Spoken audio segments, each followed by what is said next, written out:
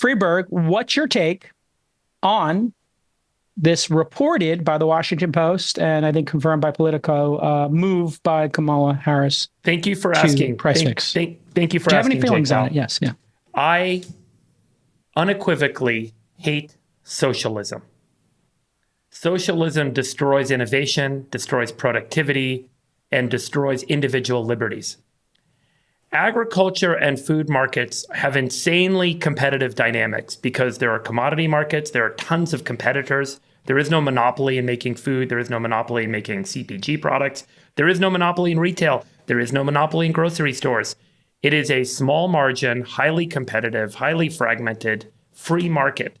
And the free market works in that everyone is always competing with each other, creating new productivity improvements, and as a result, over time, prices come down, except when the government intervenes and gets involved.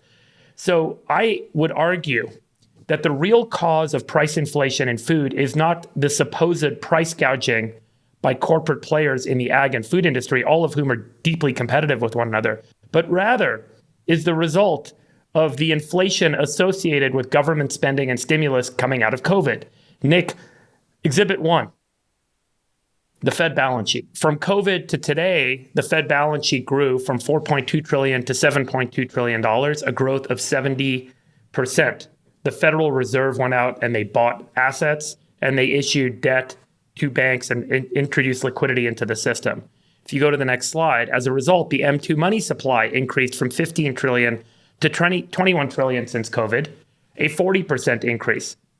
Okay, so now there is more money in the system, so the cost of everything should go up, which is exactly what we've seen. We can walk through a couple of the other commodity price charts from the St. Louis Fed. Here is the price of electricity. As an example, the price of electricity has gone up a little bit less than the M2 money supply.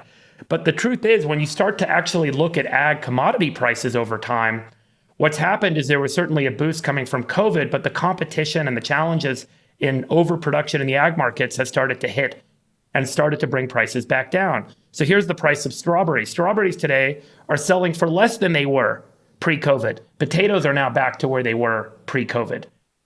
Now, let me give you some statistics on some of the supposed price gouging companies in the industry. Kraft Heinz stock pre-COVID was $29 a share. Today, Kraft Heinz stock is $34 a share. 2019 revenue of $25 billion, 2023 revenue of $26 billion. EBITDA in 2019 of $6.1 billion, EBITDA in 2023 of $6.3 billion. There's not a lot of profit gouging. In fact, Kraft Heinz has not been able to keep up with the inflation. Starbucks, which we just talked about, their stock was at $90 pre-COVID and today $93. 2019 revenue of $26 billion, operating income of $4.1 billion, 2023 revenue of $36 billion, but operating income only 5.9. Margins have come down in Starbucks. Nick, if you pull up the McKinsey chart, this is a study of the grocery industry, the state of grocery in North America, 2023 by McKinsey.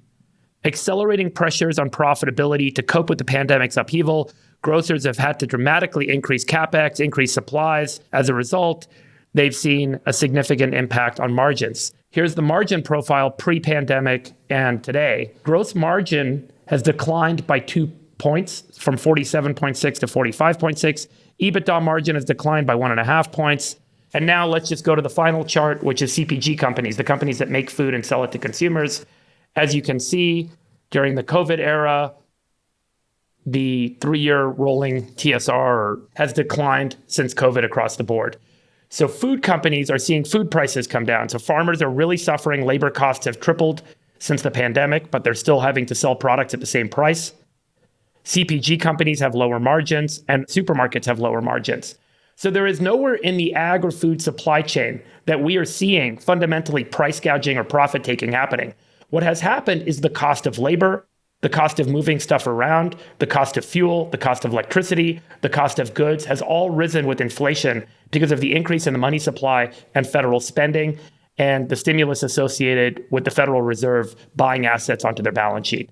So arguably, I would say that trying to step in and cap prices will reduce competition and as a result will reduce investment in improving productivity. And we have seen this countless times with every socialist experiment in human history has started with caps on food, and it has resulted in bread lines like you see in the image behind me today, as we can see in Soviet Russia.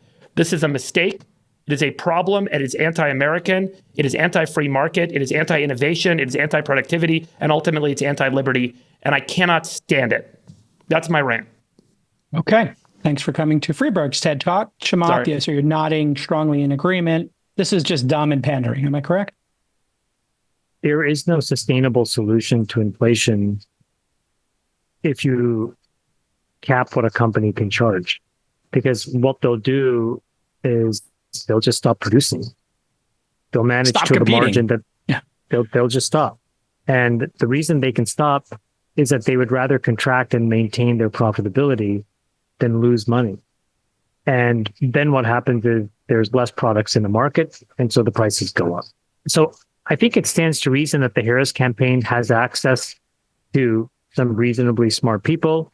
They also have access to really smart people like Larry Summers. And so I think if they just make a few phone calls, they'll figure out that this is a really terrible idea. Sachs, any thoughts? Overall election and this specific issue. You take it either way you like. Yeah, so this story was reported by the Washington Post and by Bloomberg and others. So it appears to be more than just a rumor or conjecture. I mean, these are publications that are apparently well sourced within the Harris campaign. So I think it is fair game for us to comment on this policy proposal that she apparently will be coming out with. Look, I think Freeberg is right about the policy. The idea of price controls is widely discredited across the political spectrum. I mean, I think virtually all economists agree on this. This was tried extensively in the 1970s, not just under Jimmy Carter, but Nixon tried wage and price controls, and Gerald Ford had this whole program called Whip Inflation Now, where they printed out these buttons called these win buttons. And then Carter extended it. That's why we had huge lines at the gas pumps, is because we had price controls on gas. And those lines at the pump went away almost overnight when Ronald Reagan came in and removed the price caps on gas. So we've tried price controls before. It didn't work.